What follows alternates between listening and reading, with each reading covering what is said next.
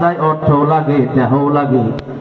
মা আর বাবার দিকে যতবার তাকাবেন ততবারই আল্লাহ কবুল হজের সওয়াব দিয়ে দিবে।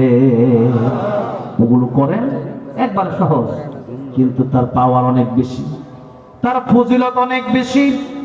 ইখলাস করতে কতক্ষণ সময় লাগে, সুবহানাল্লাহ আলহামদুলিল্লাহ বলতে কতক্ষণ সময় লাগে, মার বাপের চেহারার দিকে তাকাইলে কতক্ষণ সময় লাগে। কিন্তু এই আমল গুলাকে আমরা আমলই মনে করি না যে এগুলো কি। কিন্তু এগুলা মানুষ কবরে যাওয়ার পরে ঠিকই বুঝবে এগুলো যে কত গুরুত্বপূর্ণ আমল ছিল। কিয়ামতের ময়দানে বুঝবে এগুলো যে কত বড় আমল ছিল।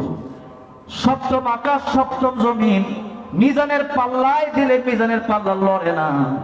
আর সুবহানাল্লাহ সুবহানাল্লাহ বিহামদিহি সুবহানাল্লাহিল আযীম পড়লে, একবার পড়লে মিজানের পাল্লায় দিলে মিজানের পাল্লা ধরে না। তাহলে এই দুনিয়ায় থাকা অবস্থা